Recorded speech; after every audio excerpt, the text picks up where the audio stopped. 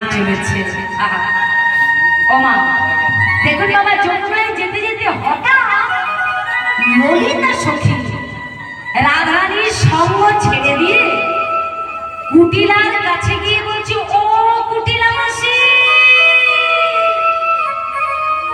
কুটিলা মাসি, শোনো শোনো শোনো শোনো শোনো শোনো, বলি ও কুটিলা মাসি, চলো চলো দেখবে, চলো তোমাদের ঘরের বউ আজ কেমন করে লুকিয়ে লুকিয়ে কৃষ্ণের সাথে গল্প করছে।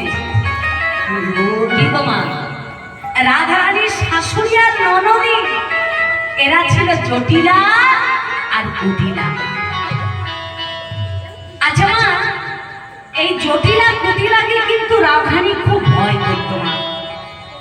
কিন্তু বলুন তো মা গো, এই শাশুড়ি আর ননদীকে ভয় পাওয়ার কারণ কি? রাধে রাধে। ও মা, তা বলি শাশুড়ি আর ননদীকে ভয় পাওয়ার কারণ কি?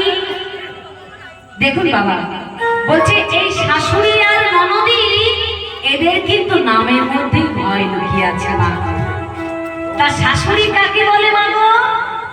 শাশুড়ি কাকে বলে গো? শাশুড়ি, শাশুড়ি অর্থাৎ বৌমারা যাকে দেখলে তাদের শ্বাস উড়ে যায়। নিতাই গৌর হরি বল হরি বল। বলছে বৌমারা যাকে দেখলে তাদের শ্বাসটা উড়ে যায় তাকেই বলে শাশুড়ি। কি গো মা, এটা কি সত্য? এই কলিযুগে কিন্তু এটা সত্য নয়, এটা কিন্তু ঠিক উল্টে গেছে, পাল্টে গেছে। কেন? এই কলিযুগে এই যে আমরা বৌমা, এই কলিযুগে ঠিক তার উল্টোটি হয়েছে। আগে কি হতো? বৌমারা শাশুড়িদেরকে দেখলে বৌমাদের শাশুড়ি যেত, কিন্তু এই কলিযুগে শাশুড়িরা বৌমাদেরকে দেখলে শাশুড়িদের শ্বাস নিতাই গৌর হরি বল।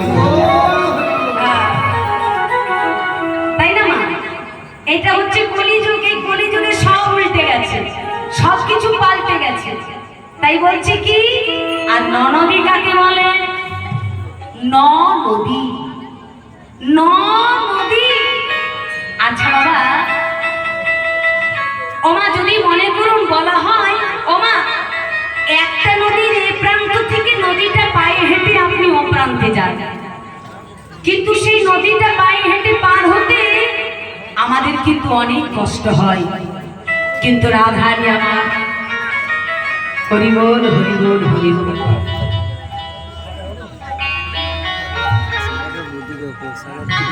ওমা রাধারানী আমার একটা নয়, দুটো নয়, সেটাই তো, তিনটে নয়, 9টা নদীর মতোই ননদীকে পেরিয়ে কৃষ্ণের সাধন ভজন করতে। দেখুন কোনো জুতা পরে উঠাই উচিত। রাধারানী কৃষ্ণকে এত ভালোবাসতো, ওই শাশুড়ির ননদের জ্বালায় কিন্তু রাধারানী একটু হা কৃষ্ণ বলে কান্দিও পেত না।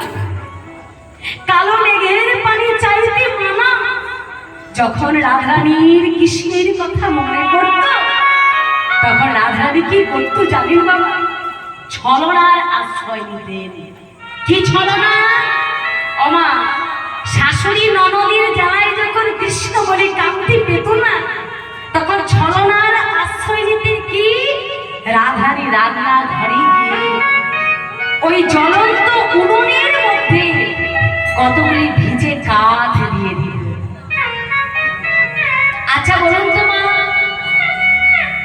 যদি জ্বলন্ত উনুনের মধ্যে কেউ ভিজে কাঠ দিয়ে দেয়, সেই উনুন কি আর কোনোদিনও জ্বলবে? সেই উনুন কিন্তু চারিদিকে শুধু ধোঁয়া। আর রাধারানী সেই ধোঁয়ার ছলনায় কৃষ্ণ কৃষ্ণ বলে কাঁদতে। শাশুড়ি ননদী বুঝতেও পারত না, শাশুড়ি ননদী ভাবত রাধারানী ধোঁয়ার ছলনায়